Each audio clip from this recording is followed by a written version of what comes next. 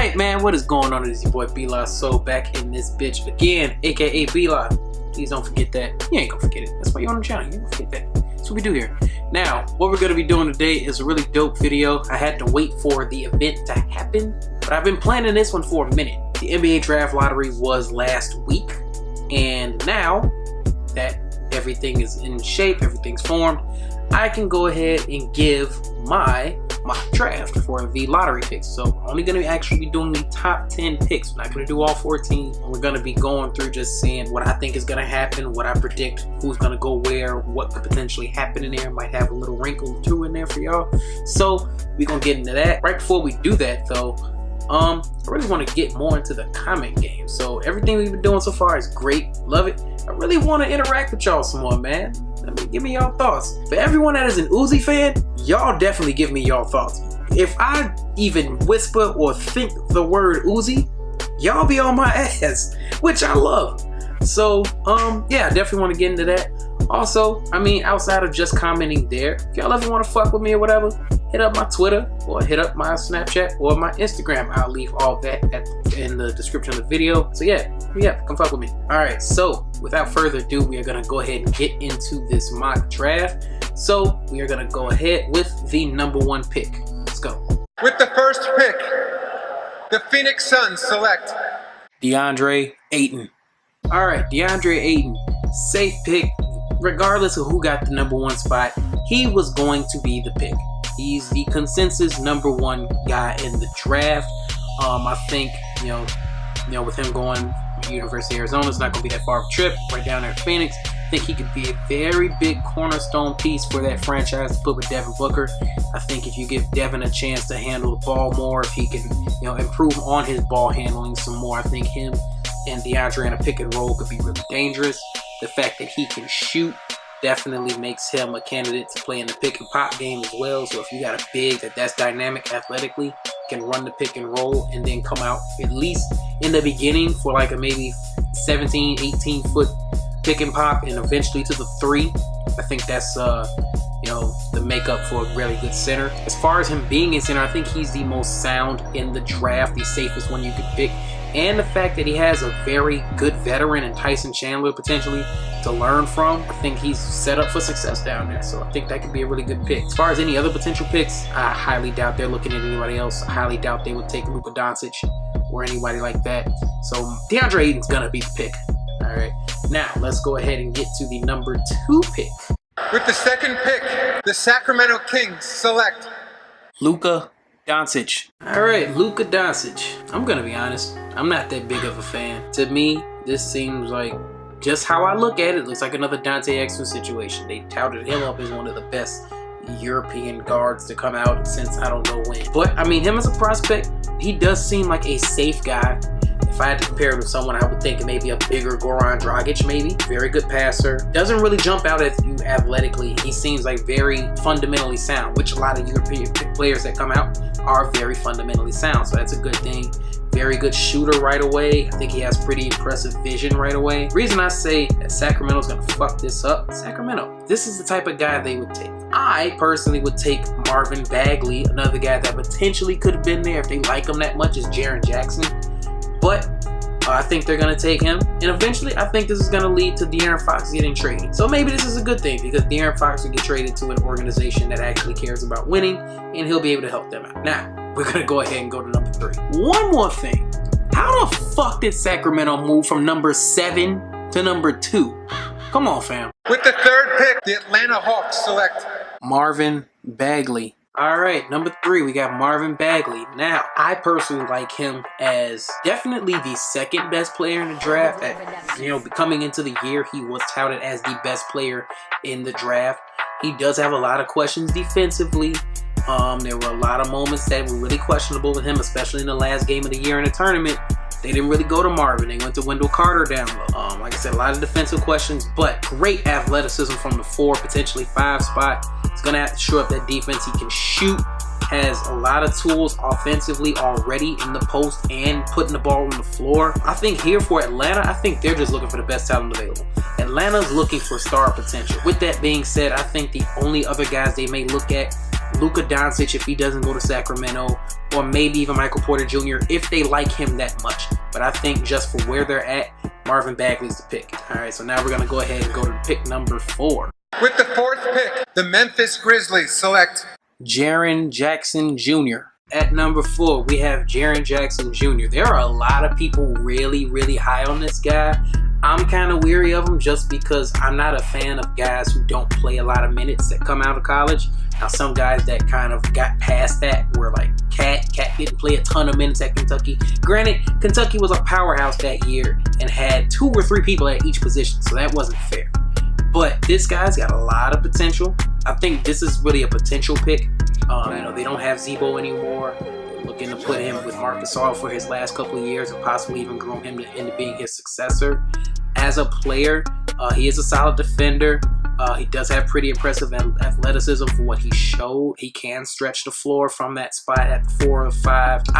If you're supposed to be this high of a guy, why are you not playing 25 plus minutes in college? That's just my only worry there. Other potential guys they could pick, Michael Porter Jr. if they're just looking to get some offense, because I mean, we know Memphis doesn't go for offensive guys, but if they were to get one, Michael Porter Jr. is there. Or potentially if they want to go for another big that they possibly might like more than him, Mo Bamba is bigger.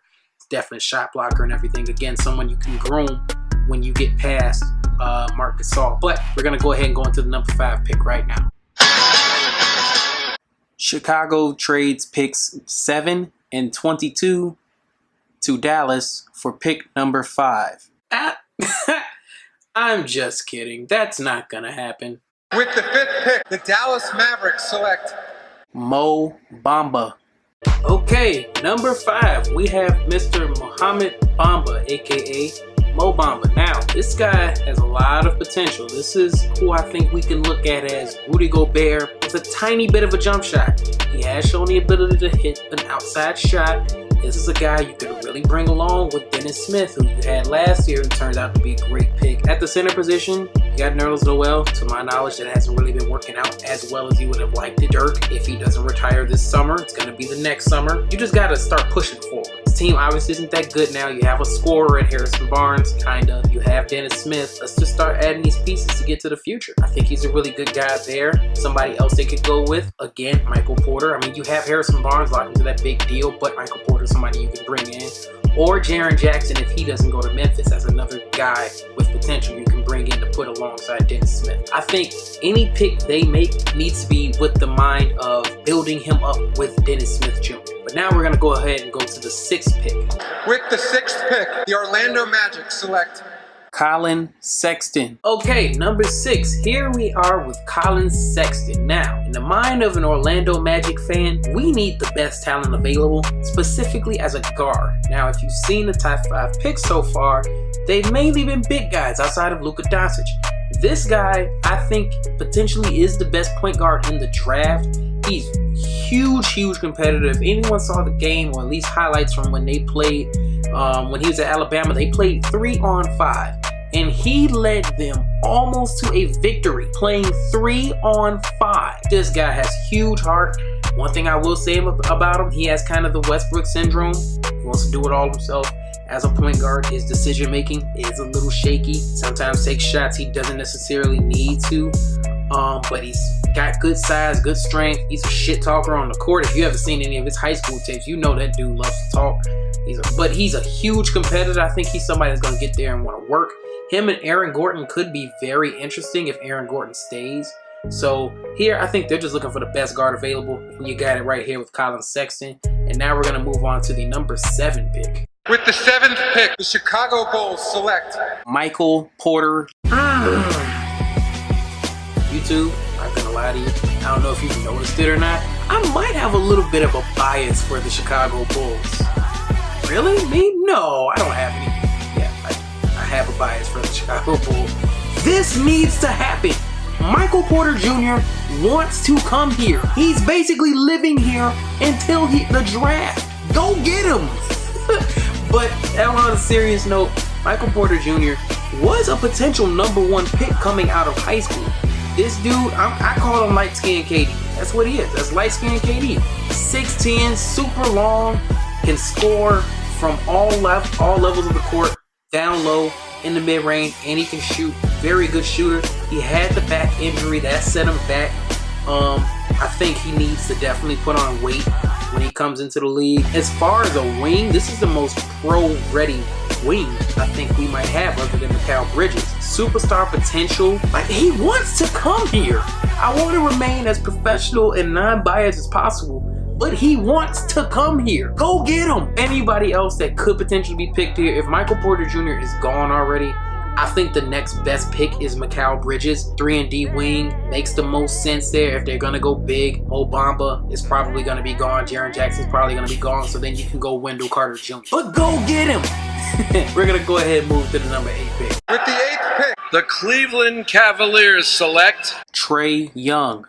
Oh, the Cavs. Oh man, the Cavs. Back in the lottery for the first time in a long time. And this is obviously Brooklyn's pick. Here you're looking for the biggest star potential you can get. And they're gonna get the biggest star potential they can get here with Oklahoma's Trae Young. Every draft has a big boomer bust prospect. This is 2018's Trae Young can be Steph Curry, or he could be AC Law. One of the two. Great passing ability. That's one upside he has. But he's small as shit. I will say things that he hasn't that works to his advantage. LeBron loves him. LeBron fucking loves Trae Young. I will say he also loves Shabazz Napier, which got Miami to trade up to get Shabazz Napier. And he still left. So that might not mean anything.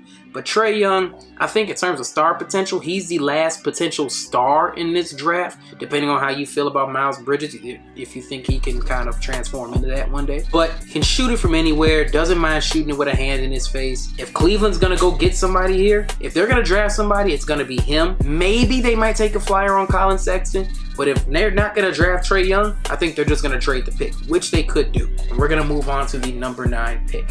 With the 9th pick, the New York Knicks select Wendell Carter Jr.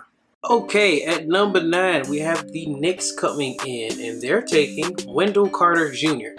I really like this guy. I mean, he went to Duke, so naturally, yeah, I'm gonna like him. One reason I like him and why I like him going to the Knicks, he played with pretty much a star right next to him in Marvin Bagley. He's gonna go into a situation which is very similar with Kristaps Porzingis. Now, Kristaps gonna be out with the ACL. We don't know how long he's gonna be out. He might miss the entire year, but whenever they get into the full flow together, they're right there. Wendell is he's solid defensively. I liked what he showed at the end of the year in the tournament. They leaned on him in that last game. I think it was against, was it Syracuse? Duke leaned on him at the end of the game, and until he fouled out, he provided. Has life as a post scorer. He fits really good with Porzingis. Letting him come to his own eventually, I think a couple years down the line, running into one of those horn sets, or like a set where one side Porzingis, on the other side Carter Jr. setting the screen. Going either way, you might have to pick your poison there. I think that's a potentially really dangerous duo if he works out. Other picks that could go here, Wendell Carter is the last top 10 worthy center